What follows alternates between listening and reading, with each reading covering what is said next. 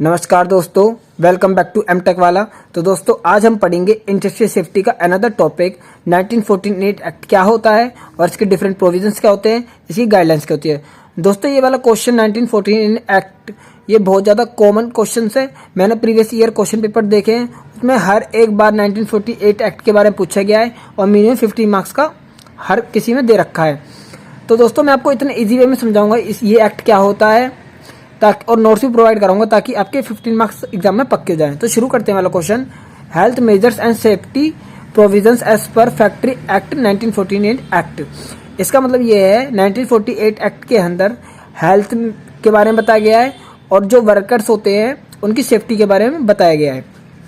Factory worker are often export to many health hazard, so it's crucial to focus on their health and safety. जो factory के अंदर जो workers काम करते हैं उनको आए दिन किसी न किसी अपनी हेल्थ से रिलेटेड एक्सीडेंट या अपनी सुरक्षा का मतलब खतरा लगा रहता है। तो उधर उस चीज़ पे फोकस डालने के लिए कि वो स्वस्थ रहें और उनके साथ कोई दुर्घटना ना हो, इसलिए सरकार के द्वारा 1948 एक्ट लाया गया है, जिससे कि कुछ रूल्स और गाइडलाइंस हर एक फैक्ट्री को फॉलो करने जरूरी होते हैं। तो शुरू करते हैं। तो दोस्तों इसके अंदर section 11, section 12, section 13, section 14, section 15, 16, 17 और 18 ये 1 2 3 4 5 6 7 8 दोस्तों ये 8 सेक्शन दे रखे हैं। ये प्रोविजंस है 1914 एक्ट के कि हर एक कंपनी को ये फॉलो जरूर करने हैं। तो सेक्शन 11 के अंदर क्या आता है, क्लीननेस इन एवरी फैक्ट्री कि हर एक फैक्ट्री के अंदर साफ सफाई होनी चाहिए। सेक्शन 12 के अंदर क्या होता है, डिस्पोजल ऑफ वेस्ट मटेरियल। जितना भी हर एक कंपनी में वेस्ट मटेरियल निकलता है तो उस वेस्ट मटेरियल को कंपनी से बाहर रखा जाए या उसको रिसाइकल किया जाए, कंपनी में न रखा जाए। ठीक है। सेक्शन 13 क्या कहता है, वेंटिलेशन एंड टेम्परेचर, मतलब हर एक कंपनी के अंदर प्रॉपर वेंटिलेशन होना चाहिए, टेम्परेचर मेंटेन होना चाहिए। सेक्शन 14 के अंदर क्या कहते हैं, डस्ट एंड फ्यूम, कि किसी फैक्ट्री में धूल मिट्टी या धुआं नहीं होना चाहिए। ठीक है, ताकि वर्कर्स वगैरह को दिक्कत होती है। सेक्शन 50 के अंदर क्या कहता है, आर्टिफिशियल ह्यूमिडिफिकेशन। सेक्शन 16 के अंदर ओवर क्राउडिंग, मतलब जहाँ भी वर्कर्स काम कर रहे हैं ज़्यादा किसी फैक्ट्री में ज़्यादा ओवर क्राउड ना हो, ज़्यादा बंदे पब्लिक ना हो ताकि काम करने में उन्हें डिस्टर्बेंस होता है। सेक्शन 17 के अंतर्गत क्या आता है, प्रॉपर लाइटनिंग होनी चाहिए हर फैक्ट्री में। सेक्शन 18 के अंदर क्या आता है, ड्रिंकिंग वाटर होना चाहिए, साफ सुथरा हाइजीन होना चाहिए। तो दोस्तों ये दिए हुए जितने भी सेक्शंस हैं इनको हम डिटेल में पढ़ते हैं।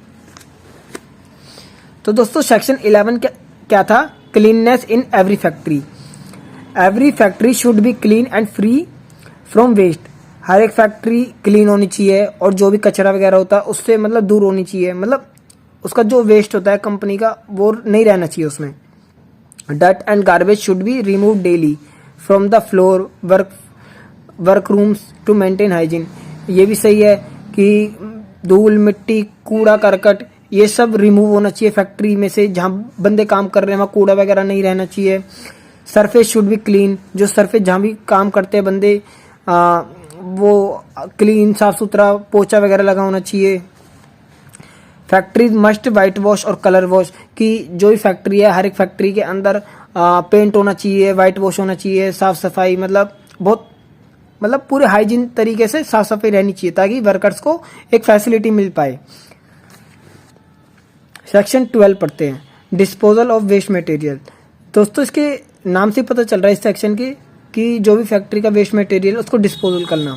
The factory must have an efficient system for the disposal of waste product solid liquid gas generated during the manufacturing process.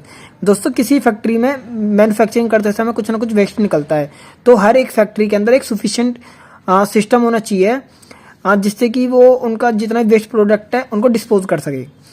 The state government may set specific rules for the method of disposal to ensure that waste does not harm workers or the surrounding environment। दोस्तों जो state government है तो उसने क्या कर रखा है, हर एक स्पेसिफाई कर रखे हैं, रूल्स और गाइडलाइंस बना रखी है कि जो भी फैक्ट्री अपना वेस्ट, एक तो सबसे पहले अपनी कंपनी से वेस्ट मटेरियल बाहर निकालो, डिस्पोज करो उसको, और डिस्पोज करने के भी गाइडलाइंस दे रखी है कि ये नहीं कूड़ा करकट उठाया कंपनी का वेस्ट मटेरियल बाहर फेंक दिया तो बाहर की पब्लिक या एनवायरनमेंट को दूषित करेगी, तो उसका भी मतलब प्रॉपर प्रोविजन बना रखा है। ठीक है। तो दोस्तों अगला पढ़ते हैं सेक्शन 13। सेक्शन 13 क्या होता है दोस्तों? Ventilation and temperature. Factories must ensure that there is sufficient ventilation. It means factory should allow for a proper flow of fresh air. कि वेंटिलेशन होना चाहिए हर एक फैक्ट्री में ताकि प्रॉपर एयर आ सके, कूलिंग रह सके, ठंडक हो सके वर्कर जहाँ काम कर रहे हैं। ठीक है। Factories must take responsible steps to maintain the temperature in work area of worker. Factories must provide mechanism like fan, air conditioning to ensure to control excessive heat. हाँ, मतलब वही है कि एक तो वेंटिलेशन होना चाहिए हर एक कंपनी में, ठीक है। और दूसरा दोस्तों क्या होना चाहिए कि हर एक फैक्ट्री में या तो फैंस होने चाहिए, एसी होने चाहिए, ये सब होना चाहिए कि ज़्यादा गर्मी हो जाती है ना प्रोडक्शन वगैरह में, काम करते समय वर्कर्स को ज़्यादा दिक्कत होती है गर्मी की वजह से, तो वो हीट कंट्रोल होने के लिए या टेम्परेचर को मेंटेन करने के लिए एसी फैंस वगैरह जरूर होनी चाहिए।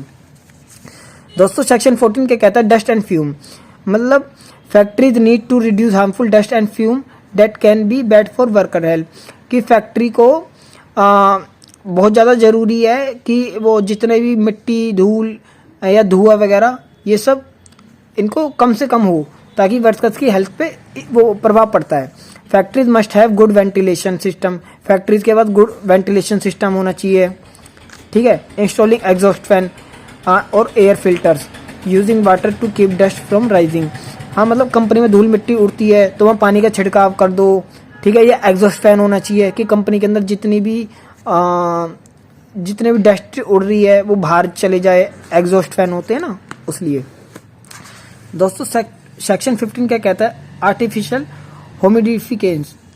इसका मतलब क्या है? The state government can set up rules for those factory where the artificial humidity is increase artificially.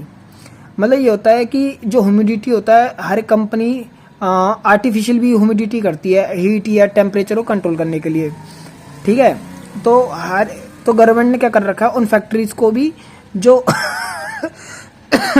तो गवर्नमेंट ने क्या कर रखा है जो फैक्ट्री आर्टिफिशियली ह्यूमिडिटी को कंट्रोल करती है ना, उनके लिए भी कुछ गाइडलाइंस वो कर दी है, सेट कर दी, निर्धारित कर दी है। सेक्शन 16 क्या कहता है? Overcrowding. This section restrict overcrowding in any part of a factory. It means there should not be too many workers in one area. This can lead to safety hazard. दोस्तों इसका मतलब ये है कि जो company है उसने restrict कर दिया है, मतलब कुछ रिस्ट्रिक्शन लगा दिया है कि जिस फैक्ट्री में ज़्यादा बंदे काम कर रहे हैं वहाँ ज़्यादा बंदे इकट्ठे ना हो आसपास। अगर ज़्यादा बंदे इकट्ठे होंगे आसपास तो क्या बोलते हैं, दुर्घटना के चांसेस बढ़ सकते हैं। The state government can make rules to define how much space each worker need to ensure safety and comfort. कि गवर्नमेंट ने भी कुछ रूल्स डिफाइन कर दिए हैं कि अगर कोई बंदा काम कर रहा है तो दूसरा बंदा उससे कितनी दूरी पर रहे, ये सब, ताकि कोई दुर्घटना ना घट सके। तो अब आते हैं सेक्शन 17। सेक्शन 17 के अंदर क्या है? Lightning. This section mandates that all factories must have sufficient lighting to ensure that workers can perform their task safely and effectively। कि हर एक फैक्ट्री के अंदर प्रॉपर लाइटनिंग होनी चाहिए ताकि वर्कर्स को सही से दिखे, कोई हादसा ना हो, ठीक है दोस्तों। Proper lightning is essential to prevent accident and ensure productivity.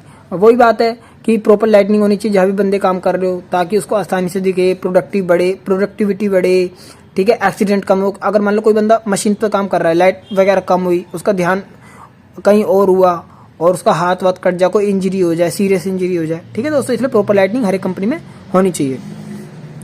Section 18 क्या कहता है दोस्तों? Drinking water. Every factory must provide an sufficient supply of safe and clean drinking water to all workers. कि हर एक फैक्ट्री में ये जरूर होना चाहिए कि हर एक बंदे के लिए, हर एक वर्कर्स या हर एक स्टाफ्स के लिए हाइजीन वाटर होना चाहिए, ड्रिंकिंग वाटर होना चाहिए, ठीक है। The drinking water must be easily accessible to worker. Water point should be conveniently locate near the worker area. मतलब जो भी वाटर पॉइंट मतलब वाटर कूलर होता है या कोई पानी की टंकी होती है जहाँ से कोई बंदा पानी पी सकता है, वो ज़्यादा दूर नहीं होना चाहिए, कुछ ही दूरी पे होना चाहिए। जहाँ भी वर्कर काम कर रहे हैं उसके रूम के बाहर होना चाहिए, ठीक है। ज़्यादा दूर नहीं होना चाहिए कि बंदा प्यासा मर रहा है और उसको मिले ही ना कहीं पानी, पूरी फैक्ट्री में बहुत दूर जाना पड़े कि फर्स्ट ग्राउंड फ्लोर पे काम कर रहा है, थर्ड फ्लोर पे जाके पानी पिए, ठीक है दोस्तों। उनको आसानी से पानी मिल जाना चाहिए और साफ़ सुथरा पानी। The water supply must be portable.